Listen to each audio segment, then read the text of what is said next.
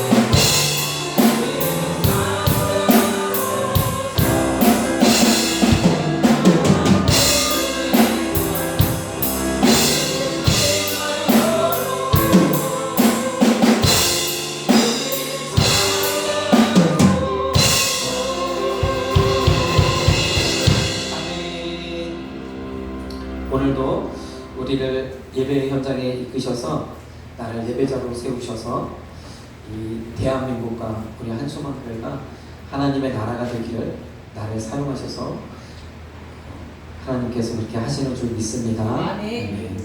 오늘도 우리가 말씀 가운데 주님이 주시는 은혜와 또 자비를 누리시고, 특별히 오늘은 말씀의 제목이 복음으로 자유케 하는데 주님이 주시는 그 자유를 누리시는 저와 여러분들 되길 소망합니다.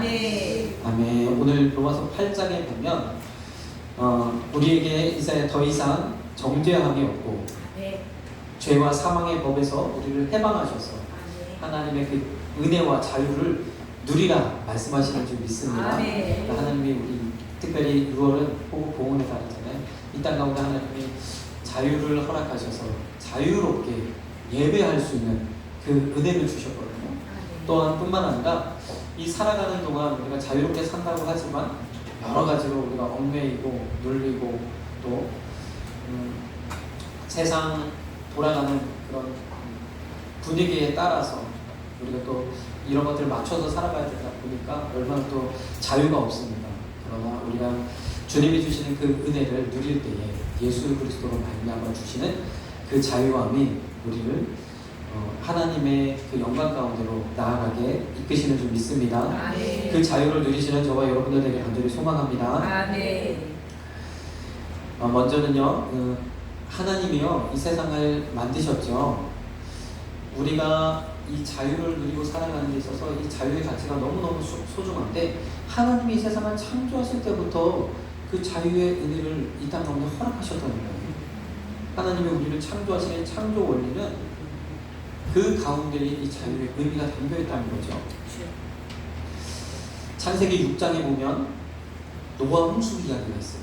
우리 잘 아시죠? 노아 홍수. 홍수로 인해서 모든 사람들이 다 멸망을 당하고 오직 노아의 가족 8식구만 살아남아서 지금 오늘날까지 인류가 이렇게 하나님의 은혜와 번영을 또 누리게 되었는 줄 믿습니다. 근데 이 노아 홍수 이야기를 우리가 좀 가만히 들여다보면 홍수 전후로 하나님이 환경들을 좀 제한하시는 것을 볼 수 있어요.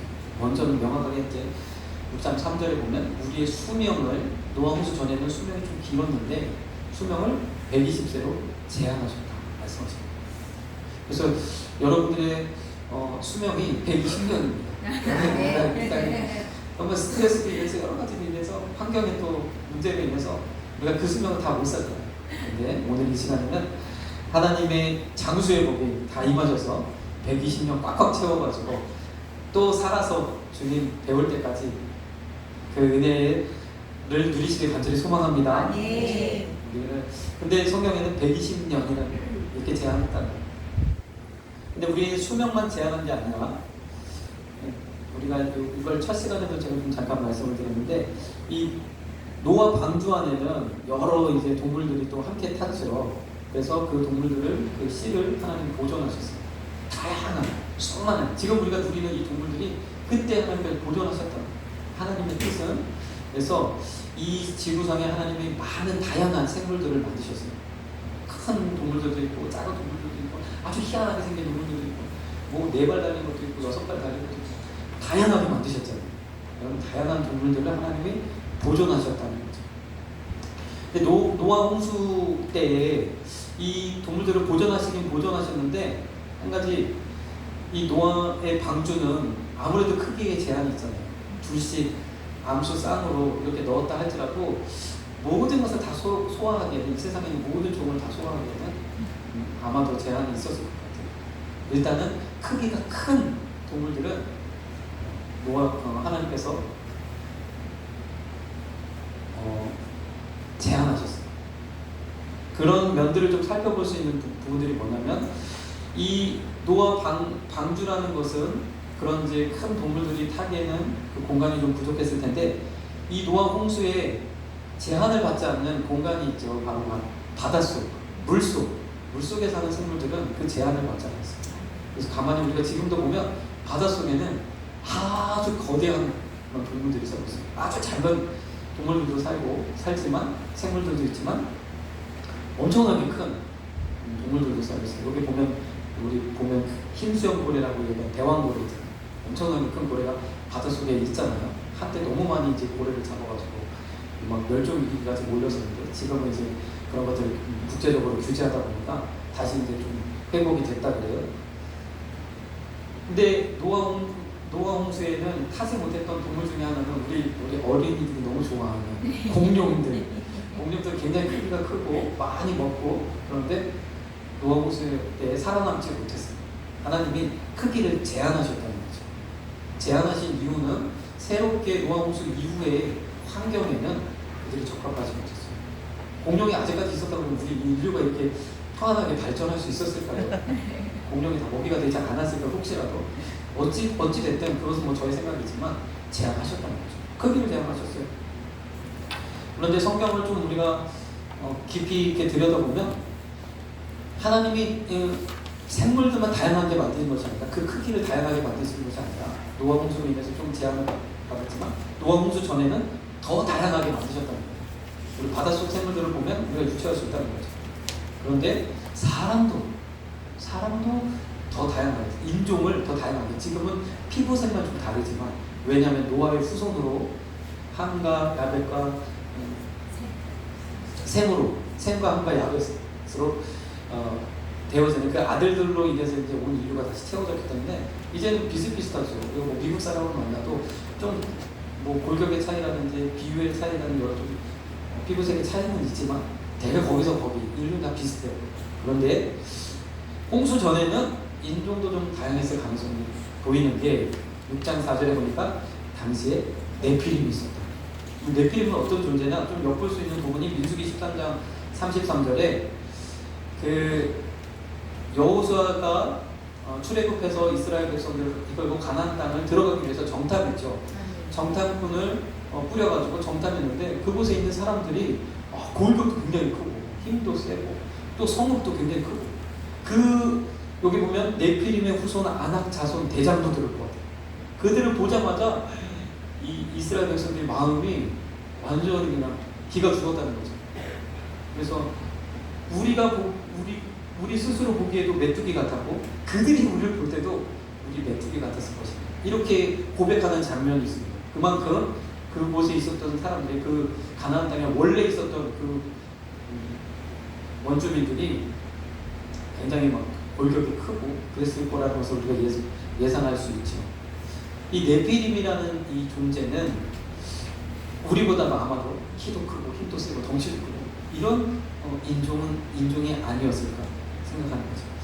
또 6장의 내용들을 우리가 좀 살펴보면 당시에 네피림이 있었고 그들이 용사이고 아주 싸움을 잘하는 용맹한 그런 사람들이었고, 또 고대에 유명한 다 높은 지위예요. 적어도 왕이었다, 다스리는 사람들이었다, 이렇게 이야기하고 있습니다. 그래서 여호와께서 사람의 죄악이 세상에 관영함을 보고 노아 홍수를 하셨다는 거죠. 가만히 보면 짧은 시간 안에 이제 아담과 하와가 범죄하고 타락하고 홍수가 있기까지 짧은 기간 안에 급속도로 세상이 타락해가는 것을 볼 수 있습니다.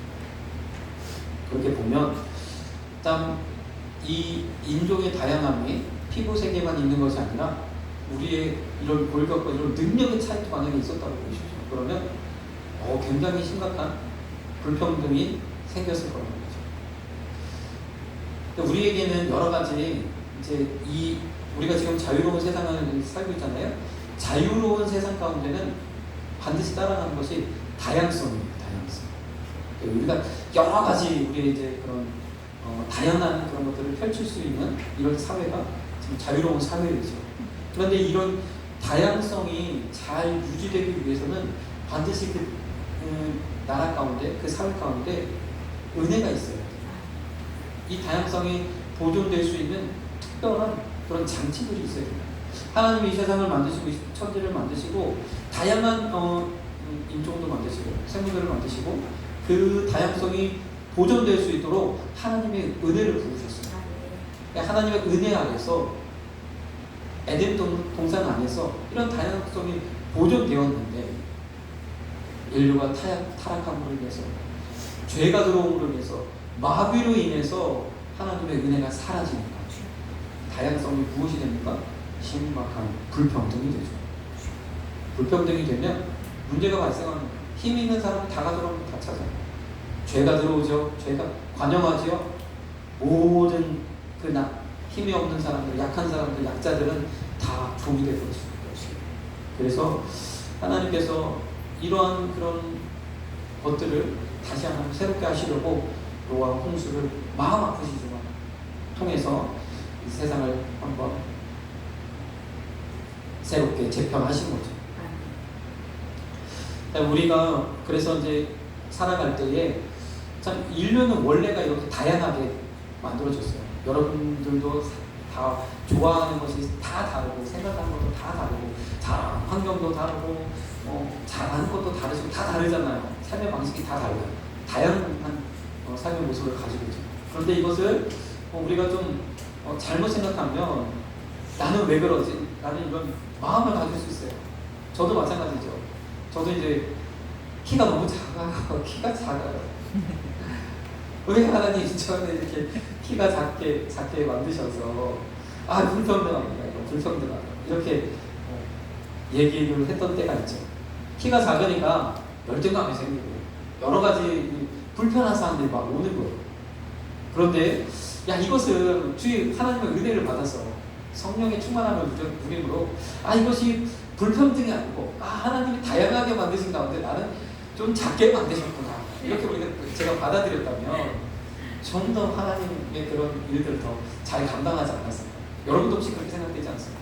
지금 우리가 세상을 바라볼 때 불평등하게 바라보면 저 사람은 이런데 나는 왜 이럴까 이렇게 되어지죠. 그런데 이것을 다양성으로 바라보면 하나님의 은혜를 우리가 발견하게 되는 줄 믿습니다. 네. 같은 사건을 놓고서 이것이 평등하지 못하다, 불평등하다. 불평등하게 이거 키 작은 것만 있겠습니까? 얼마나 많습니까? 그런데 이런 다양성이 인정되는 사회. 근데 미국 사회는 참 그런 면에서 좀 기감이 되는데 미국 사회가 얼마나 다양한가. 인종도 우리나라는 그래도 단일 민족이니까 거의 비슷비슷한 사람. 우리 한국 사람들 다 비슷비슷하잖아요. 근데 미국이라는 나라는 흑인도 있고 백인도 있고 워낙에 또 키가 큰 사람도 있고 아주 왜소한 사람도 있고 굉장히 뚱뚱한 사람도 있고 굉장히 많은 사람도 있고 정말 다양한 그런 사회가 유지될 수 있다는 게 참 은혜이지. 그렇게 유지될 수 있는 것은 하나님의 은혜가 있기 때문에 가능한 줄 믿습니다. 이 땅 가운데서도 하나님의 은혜가 우리 가운데 있어야 이 자유로운 세상이 또 유지되고 그 다양성이 인정되고 하게 될 줄로 믿습니다. 그래서 우리가 날마다 하나님의 은혜를 구해야 되는 거죠. 그래서 참 이 하나님이 이 세상의 창조 원리는 불평등이 아니라 다양성이다. 그런 면에서 참 이런 그 다양성이 유지되기 위해서는, 다양성이 보존되기 위해서는 참된 자유가 우리 가운데 임해야 되는 줄 믿습니다. 로마서 8장에 보면 이 피조물들도 하나님의 영광에 이르기를 바란다는 거죠. 하나님이 지으신 이 모든 피조, 정말 다양하게 큰 것도 만들고 작은 것도 만들고 강한 것도 만들고 약한 것도 만드셨지만 이 모든 다양성들이 하나님의 영광에 이르기를 원한다는 거죠. 하나님이 주시는 평안을 누리기 원합니다. 노아 홍수 전에는 그랬어요. 그러나 그 이후에는 그러지 못하고 있죠. 그런데 로마서 8장 21절에는 특별히 뭐라고 말씀하셨냐면 영광의 자유에 이르기를 원한다, 고대한다, 이렇게 말씀하고 있는 줄 믿습니다. 좀 더 우리가 자세히 보면 피조물에 고대하는 바는 하나님의 아들들이 나타나는 것이니, 이게 무슨 말이에요? 복음으로 말미암아 하나님의 은혜를 힘입은 믿음의 사람들을 통해서 이 하나님의 은혜의 이 영광의 자유가 이 땅 가운데 도래하게 된다. 하나님의 나라가 이 땅 가운데 도래하게 된다라고 말씀하시는 것이죠. 그것들을 피조물도 원한다는 거예요. 그것을 피조물도 원한다는 거예요. 자, 피조물도 썩어짐의 종로를 타는 데서 해방되어서 하나님의 자녀들의 영광의 자유에 이르기를 고대하고 있는 줄 믿습니다. 그렇게 하나님이 세상을 만드시는데 언제? 주님이 다시 이 땅에 오실 때에 새하늘과 새 땅을 통하여서 이 일을 이루신다라고 말씀하시는 줄 믿습니다. 그래서 이렇게 다양성이 보존되는 그런 자유, 특별히 우리 자녀들의 영광의 자유라고 얘기하는 그 자유가 온전하게 이 땅 가운데서도 또 보존되어야 될 줄 믿습니다. 하나님께서 이 성경의 창조 원리도 이런 자유를 말씀하고 계시죠. 그런데 예수님이 이 땅에 오신 것도, 오신 목적도 우리에게 자유를 주러 오신 줄 믿습니다. 맞아요. 우리에게 자유하게 하시기 위해서 오셨어요. 우리 거기 밑에 있는 고린도후서 3장 17절에도 주의 영이 계신 곳에는 자유함이 있느니라. 아멘. 오늘 우리가 그 자유를 누리시길 간절히 소망합니다. 아멘. 누가복음 4장 18절에 주님이 오신 목적에 대해 말씀하실 때도 포로된 자에게 자유를, 눈먼 자에게 자유를, 눌린 자에게 자유를 허락하시기 위해서 오신 줄 믿습니다. 우리가 자유를 누려야 돼요. 그런데 주님의 은혜가 우리 가운데 임하지 않고 성령이 우리 가운데 역사하지 못하면 우리도 똑같이 세상 사람과 똑같이 고민하고 걱정하고 자유를 못 누려요. 이게 염려, 근심, 걱정 다 내려놓으시고 하나님의 은혜로 말미암아 그 하나님이 주신 그 자유를 누리시는 저와 여러분들에게 간절히 소망합니다.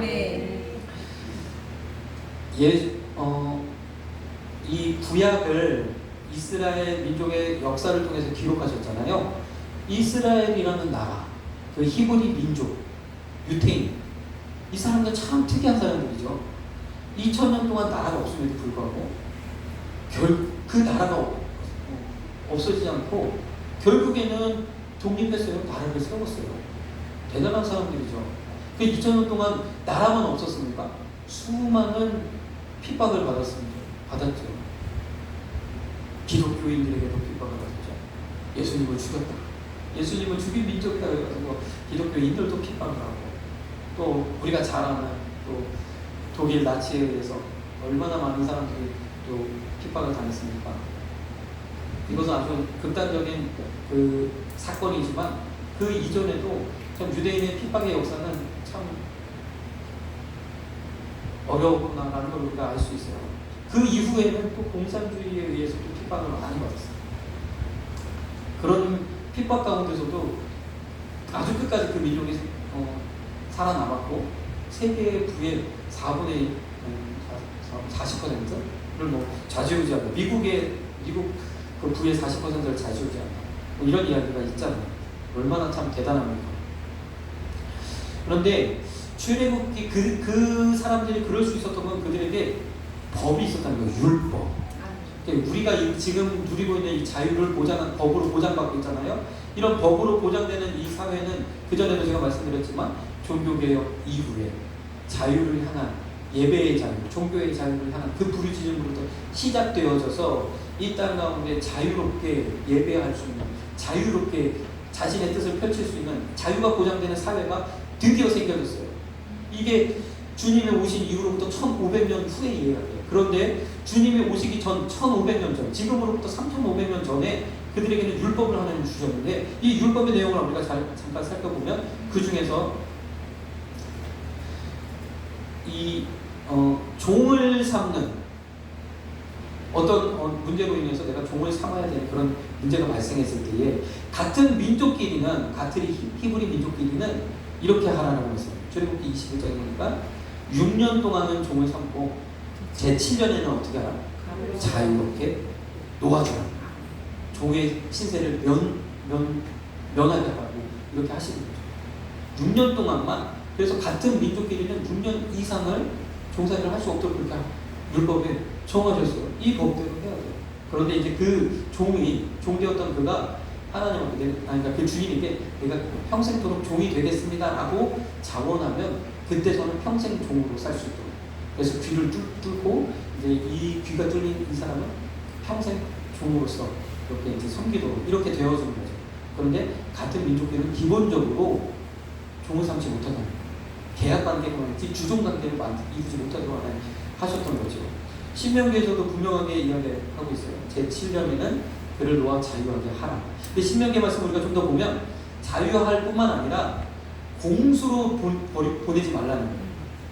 다시 말해서 이 18절을 보니까 그가 6년 동안 돈 주고 사람을 사면 그가 할 수 있는 일이 있잖아요. 그보다 더 많은 배나 갑절 이상의 많은 일을 했기 때문에 공수로 놓아주지 말고 자유롭게 하지 말고 많은 것들을 챙겨서 내보내라는 게. 지금으로 말하면 6년 대학 기간이 끝나면 퇴직금 챙겨서 보내라는 게. 얼마나 이게 근대적인 개념입니까? 종이라는 얘기는 오로지 섬긴다는 거예요. 약간 종속된다는 거예요. 그렇게 열심히 주인을 위해서 섬기다가 6년째가 되면 계약이 만료되고 이제는 퇴직금 받아서 나올 수 있는 것이 그런 이 히브리 민족의 노예 제도예요. 대단하죠.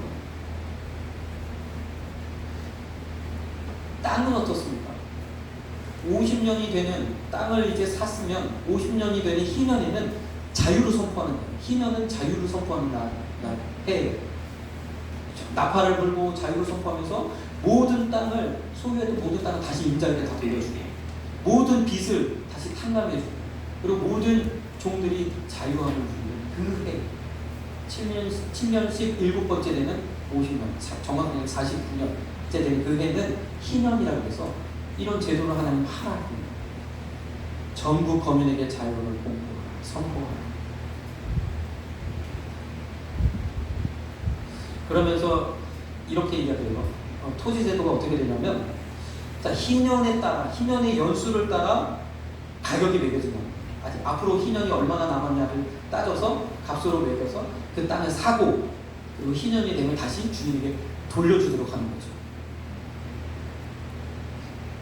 옛날에도 뭐 큰 지주나 대지주의 그 토지를 임대해서 경작하는 사람도 있었어요. 근데 그런 경우에는 그 대지주에게 소유되는 약간 종처럼 그런 개념이었어요. 근데 이 토지 개념은 어떤 개념이냐?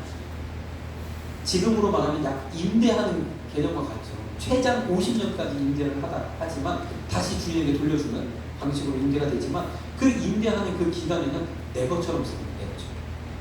과거의 그런 공건제도 하에서 그런 평민들이 지주의 땅을 경작했던 그거하고 차원이거든요.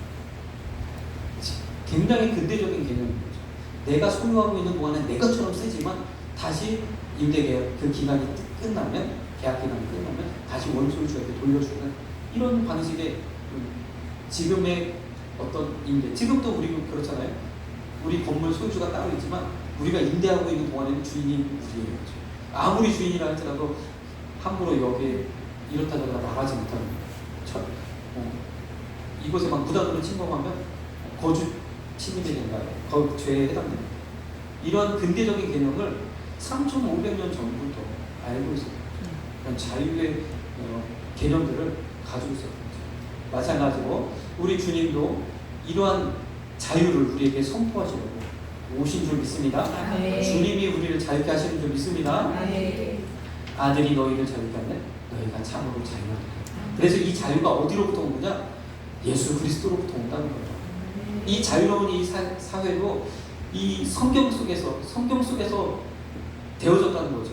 이 자유로운 이 나라가, 이 자유로운 이 사회가 유지되기 위해서는 하나님의 복음이 뿌리 내려야 된다는 거예요. 그것이 없이는 우리 욕심이 부딪히고 우리 죄가 관여해서 결국 사회가 온전하게 유지될 수 없어요. 복음이 이 일을 감당하는 줄 믿습니다. 가장 먼저는 예수님이 우리 가운데 오셔서 어떤 자유를 주셨어요? 죽음으로부터 우리를 자유케 하시는 줄 믿습니다. 더 이상 우리는 죽음이 문제가 됩니다. 우리도 주님 오신 그때 부활하여 하나님 앞에 나아가는 이런 부활의 은혜가 우리 가운데 있는 줄 믿습니다. 사망에서 생명으로 옮겨졌고 주님을 믿으면 예수님을 믿으면 살아도 죽어도 사는 그 은혜가 우리 가운데 있는 줄 믿습니다. 참된 자유는 죽음에서 해방되어야 죽음의 문제가 해결되어야 이야기할 수 있어요. 아무리 돈이 많고 모든 것을 할 수 있어도 사우디아라비아 왕자 빈 살만 정말 모든 것을 할 수 있는 남자라고 해요. 돈이 워낙 많아요. 그래도 그 사람도 결국에는 죽습니다. 죽음 앞에는 결국 죽음의 사망 권세에 종이 될 수밖에 없는 거죠. 그러나 죽음의 문제가 해결되어야만 참된 자유를 이야기할 수 있게 되는 줄 믿습니다. 그 자유를 주시러 예수님 오셔서 우리가 예수님을 믿는 거, 이 자리에 예배하는 거 얼마나 감사합니다. 그 주님으로 말미암아 내가 이 자유를 누리고 또 우리 삶 가운데서도 하나님 역사하셔서 성령 주셔서 우리 삶 가운데 평안을 누리게 되는 줄 믿습니다. 네. 또한 우리를 이 모든 죄의 저주에서 또 자유케 하시는 줄 믿습니다. 우리가 살아가는 데 있어서요, 세상 바라보고 세상 이치대로 원리대로 살아가면 늘 따라오는 게 있어요. 근심, 걱정. 그렇죠? 이 세상 그 문화를 쫓아가려니까 얼마나 많은 것들도 해야 돼요. 우리 자녀들을 기르시는 부모님들은 그렇죠. 학교 보내놓으면 또 뒤처질까. 다른 친구들이 다 이런 건 다 학원도 다니고 뭐 악기도 배우고 태권도 배우고 뭐 누려야 될 그런 문화들이 있기 때문에 다 해줄 수밖에 없잖아요. 얼마나 참 고민이 되고 힘들고 어렵습니다. 그래서 자유인 듯 하지만 자유를 누리지 못하는 안타까운 그런 모습도 있어요. 스트레스를 받고 수명이 짧아지고 이렇게 되는 거죠. 그러나 우리 마음 가운데 하나님이 우리 인종과 인류를 다 모든 크기라든지 이런 다양성을 좀 제한하셨지만 우리 안에서 하나님께서 놀라운 능력들을 발현하고 또 여러 가지 일들을 감당하게 하심으로 다양한 우리 성품들을 주셨어요. 우리 재능들을 주셨어요. 그 안에서 자유를 누리시는 저와 여러분들에게 간절히 소망합니다. 네. 이 자유, 우리 마음의 자유, 마음 안에서 누리는 평안과 은혜가 어디로부터 옵니까? 예수 그리스도로 말미암아 우리에게 주시는 성령의 능력으로 되어지는 줄 믿습니다. 성령 충만. 날마다 성령 충만. 날마다 교회 나와서 찬양하고 부르짖고 기도하고 주여 외치면 막 스트레스가 날아가고 우리 안에 성령이 충만해지면 기쁨이 충만해집니다. 모든 스트레스, 모든 염려, 근심 다 떠나가게 되는 줄 믿습니다. 성령 충만하시는 저와 여러분들에게 간절히 소망합니다. 그래서 갈라디아서 5장 1절의 말씀처럼 다시는 종의 멍에를 매지 않으시는 저와 여러분들에게 간절히 소망합니다. 이 나라도 마찬가지예요. 다시 이 자유를 반납하고 다시 전근대적인 사회로 돌아갈 수 없잖아요. 그렇게 되어서는 안 되는 줄 믿습니다. 자유를 누리다 보니까, 자유 안에 있다 보니까 여러 가지 이제 문제들이 발생하니까 이런 문제들을 해결하고자 움직이는 그런 진보적인 운동들, 진보적인 이야기들을 우리가 왜 반대하겠습니까? 그런 것이 아니에요. 자유를 억압하고 예배의 자유를 반납하고 이 사회를 하나님이 아닌 다른 어떤 것들로, 그래서 우리 나라 가운데 있는 이런 진보 사상 가운데 파고들고 있는 아주 심각한 사상의 문제, 영적인 문제가 있습니다. 뭐냐면 바로 주체사상. 김일성 3부자를 어버이 수령으로 섬기는 이 종교예요, 종교. 이 종교적인 영향들이 파고들어오거든요.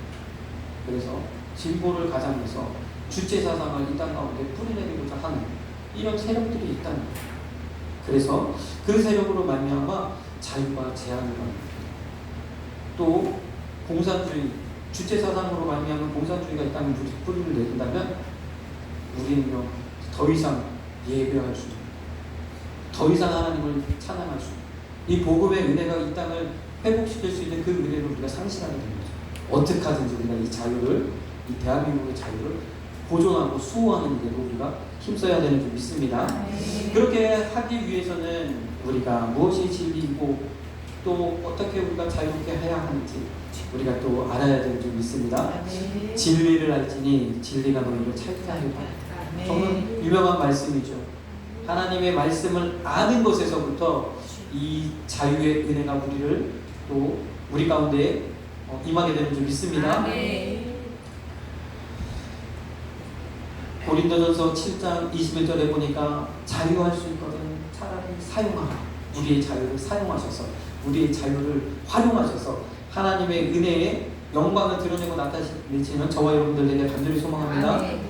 그래서 보면 갈라디아에서도 보면 유대인이나 헬라인이나 종이나 자유로운 사람이나 남자나 여자 다 예수 안에서 하나다 말씀하고 있는 줄 믿습니다. 다양하죠. 많은 다양하죠. 저는 키가 작지만 주님 안에서 다양성으로 봐주시기 바랍니다. 아, 왜 이렇게 키가 작아? 보시지 마세요. 맞아요. 또 여러 가지 우리가 보기에 뭐 많으신 분, 좀 덩치가 있으신 분, 다 상관없이 다양하게 하나님 안에서 은혜로 바라보시는 저와 여러분들이 되어야 될 줄 믿습니다. 이러한 다양성이 인정되는 사회로 우리가 나아가기 위해서 하나님의 은혜가 우리 가운데 있어요. 복음이 뿌리 내려야 되는 거예요. 더 아직도 주님을 알지 못하는 이들에게 이 복음을 전해야 될 줄 믿습니다. 뿐만 아니라 딴 데까지 온 세계에 이 자유의 복음을 예수 그리스도로 말미암아 주시는 이 은혜의 복음을 전해야 되는 줄 믿습니다.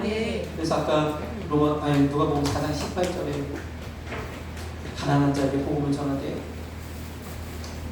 자유의 복음을 전하기 위해서 주님이 오셨다라고 말씀하시면서 이 은혜의 해를 딴 데까지 모든 민족에게 전파하라 말씀하시는 줄 믿습니다. 예, 아까 그 말씀들을 보십시오. 이제 18절 말씀과 19절 말씀을 이어서 보면 이 주의 은혜의 해를, 이 은혜의 때를 전파하라 말씀하시는 줄 믿습니다. 그렇게 하라고, 그렇게 하시려고 우리 대한민국을 하나님 은혜로 세우셨는 줄 믿습니다. 이 나라의 또 이 근대사를 한번 보십시오. 얼마나 참 하나님의 손길로 이끄셨습니까? 선교사들이 100년 전에 복음을 심었고, 그리고 그 복음이 열매를 맺어서 1907년에 회개의 운동을 통하여서 이 땅 가운데 부흥의 역사들이 일어났어요. 일제 35년에 일제 강점기를 맞았지만 위기 가운데서도 하나님 은혜를 부으셔서 우리가 독립운동에서 독립한 거 아니에요. 미국의 통으로 국제적인 그런 과정들을 통해서 우리를 해방시키시고 이 땅 가운데 자유 대한민국을 세우셨어요. 미국에 있는 그 체들 그대로 갖다 우리나라에 심었지요. 그랬더니 어떻게 됐어요? 하나님이 이 땅, 이 나라 아무것도 없던 그 나라 그리고 나서도 6개월을 또 겪었잖아요. 그런 가운데서 한강의 기적, 믿지 않는 사람들은 한강의 기적이라 이야기하지만 이 기적은, 이 은혜는 주님으로 말미암아 하나님이 이 나라에 부으신 축복인 줄 믿습니다. 어떻게 하라고요? 땅까지 이 자유의 복음을 전파하는.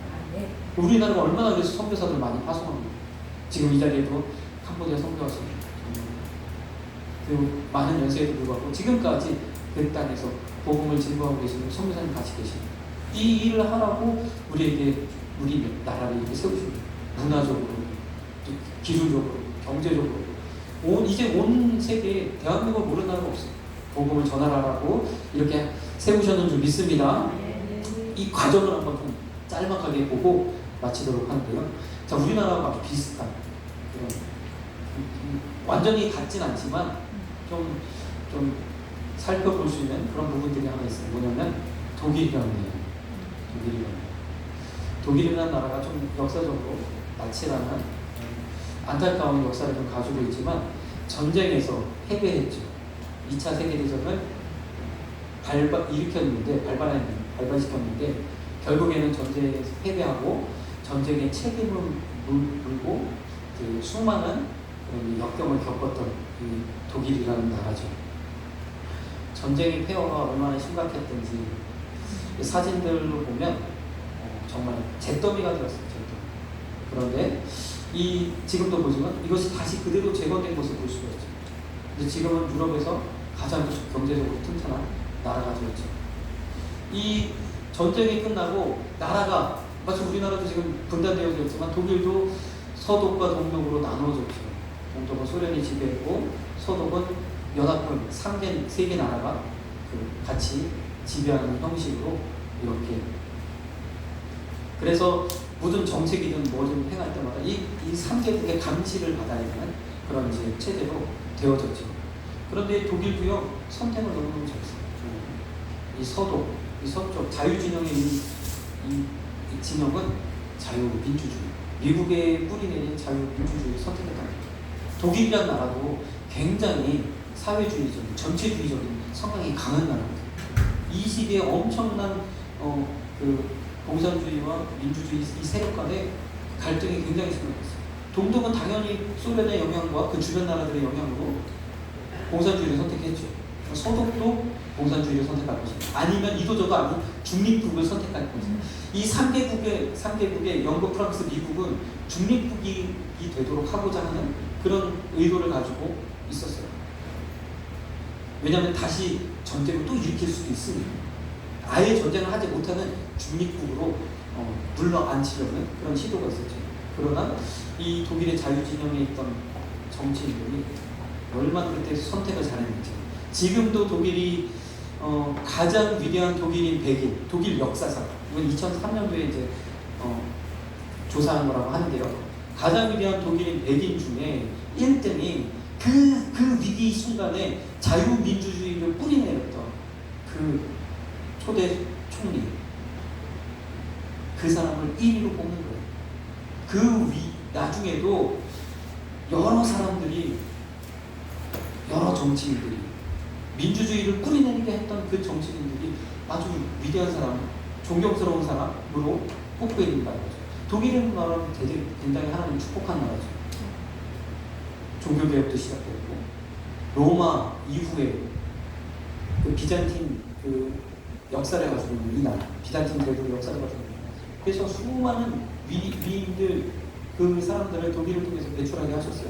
아인슈타인, 베토벤, 모차르트, 그 외에도 많은 위인들이 있죠. 그럼에도 불구하고 그때 민주주의를 뿌리내리게 했던 그 사람이 1위라는 거예요. 그리고 이제 독일이 통일이 되었죠. 통일된 독일을 유럽에서 가장 강한 나라로 세웠던 사람이 여기는 메르켈 총리, 가장 오랜 기간 재임을 했죠. 최초의 여성 총리입니다. 이분이 믿음이 굉장히 좋으십니다. 동독 출신이에요. 그러나 동독 출신의 목사님 딸이십니다. 동독에서 사회주의에 매몰되지 아니하고 교회를 통해서, 복음을 통해서 이 하나님의 말씀으로 채워진 그가 서독으로 넘어와서 이 독일을 위대한 독일로 세우는데 큰 일을 감당했다는 거죠. 우리나라는 어떻습니까? 우리나라 100년 전의 이 모습과 지금의 이 모습, 독일하고도 굉장히 상황이 비슷하죠.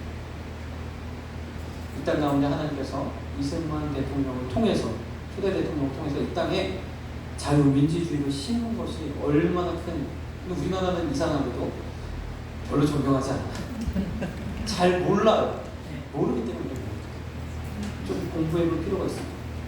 그 일이 얼마나 중요한 사건이었는지 독일을 통해서 우리가 볼 수 있다는 거예요. 일제 식민지를 거쳤죠. 6.25를 거쳤죠. 위기 속에서도 하나님께서 보호하셨던 거예요. 식민 해방 이후에 남한 이 땅은 이승만을 통해서 미국식 민주주의, 공화주의라고 합니다. 공화국.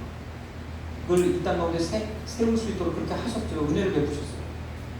그리고 6.25 때는 어땠습니까? 6.25로 인해 이 나라가 완전 망할 뻔했는데 이 땅에 선교하러 오셨던 선교사들이 계속해서 미국에다 로비를 했어요. 미국 국회. 군대를 파견하려면 미국 국회를 통과해야 되는데 미국에서도 한국전에 참전하는 것에 대한 반대가 만만치 않았어요. 그런데 계속해서 이 땅은 우리가 반드시 관심을 가져야 된다는 거예요. 이 땅에 복음을 전했고 이제 선교가 이제 선교하고 이제 꽃이 피려고 하는데 이 땅을 그냥 버려두면 안 된다. 계속해서 편지를 띄우고 연락을 취해야 바랍니다. 미국에서 국회에서 한국전쟁 참전하는 거 통과가 되고 미국이 참전하니까 연합군이 들어오는 거죠. 그리고 인천 삼육장선을 통해서 지금의 이 나라를 온전히 세울 수 있는 그 기틀을 만납니다. 그리고 나서 대한민국에게 법치주의, 자유민주주의, 시장경제가 세워지니까 어때요? 하나님 놀라운 기적적인 한강의 기적이 일어났죠. 독일은요 라인강의 기적이라는 이야기예요. 독일도 참 전쟁의 폐원, 그 독일의 역사를 또 살펴보면 정말 이런 그 나치 이후에 그 독일 민족이 겪어야 됐던 수모가 얼마나 어마어마합니다. 왜요? 나치라는 어떤 그 명분을 가지고 독일을 얼마나 그냥 그 주변 나라들의 숫대가 완전 동네북이었죠. 그 독일의 여성들이 얼마나 큰 고초를 겪었는지 우리는 정말 그거 말도 못해요. 독일이 나치라는 그 2차 세계대전을 일으켰던 그 이유 때문에 많은 사람들이 그 땅을 짓밟았어도 말도 못하는, 말도 못하는 독일의 가장 큰 아픔, 사건이죠. 그럼에도 불구하고 지금 가장 강대한 나라 중 하나가 되었어요. 복음의 힘이 이만큼 크다. 이 은혜를 온 세계 만방에 전파하라. 그러기 위해서 이 나라를 하나님이 세우셨는 줄 믿습니다. 신명기 4장 6절 말씀 한번 같이 읽어보겠습니다. 너희는 지켜 행하라. 그리하면 열국 앞에 너희의 지혜요 너희의 지식이라. 그들이 이 모든 규례를 듣고 이르기를 이 큰 나라 사람은 과연 지혜와 지식이 있는 백성이로다 하리라. 아멘. 나라의 땅덩어리가 커서 크다고 말합니다. 하나님의 말씀으로 말미암아 복음으로 말미암아 세워진 이 나라를 온 세계에서 큰 나라, 이스라엘도 그렇게 불렀지만 우리나라도 하나님 그렇게 부르시는 줄 믿습니다. 계속해서 보겠습니다. 7절 8절 우리 하나님 여호와께서 우리가 그에게 기도할 때마다 우리에게 가까이 하신 것 같이 그 신이 가까이 하는 나라가 어디 있느냐. 오늘 내가 너희에게 선포하는 이 율법과 같이 그 규례와 법도가 공의로운 큰 나라가 어디 있느냐. 아멘. 나라가 땅덩어리가 커서 힘이 있어서 큰 나라가 아닙니다. 하나님은 함께 하셨기 때문에, 하나님의 권능으로 함께 하셨기 때문에. 계속해서 또 37절 38절 보면 여호와께서 내 열조를 사랑하심으로 그 후손 너를 택하시고 큰 권능으로 친히 인도하여 애굽에서 나오게 하시며 너보다 강대한 열국을 내 앞에서 쫓아내시고 너로 그들의 땅으로 인도하여 드려서 그것을 내게 기업으로 주려 하심이 오늘날과 같으니라. 아멘. 우리나라는 작지만 세계 모든 그 모든 은혜를 그 경제적인 부를 이 땅 가운데 하나님 몰아주셨죠. 2차 산업, 4차 산업으로 이야기되는 앞으로 우리나라가 기대할 수 있는 반도체와 배터리 기술 우리에게 주셨잖아요. 우리가 언제 이 5천만 100만 년 역사 가운데 언제 이런 그런 은혜를 우리가 누린 적이 있겠습니까? 지금 하나님 우리에게 주신 거예요. 그래서 우리가 믿음으로 바로 서는 이 나라를 위해서 우리가 기도하면 그 기도를 들으시고 하나님 앞으로도 더 일들을 이루실 줄로 믿습니다. 그렇게 하신 이유는 있어요. 함께 읽겠습니다. 그런즉 너는 오늘날 삼천하지에 오직 여호와 하나님이시오 다른 신이 없는 줄을 알아 명심하고 오늘 내가 너에게 명하는 여호와의 규례와 명령을 지키라. 너와 내 후손이 복을 받아 내 하나님 여호와께서 내게 주시는 땅에서 한없이 오래 살리라. 아멘. 우리 찬양하겠습니다. 우리 이 땅의 황망을 주셔서 부흥 찬양 한번 드리도록 하겠습니다.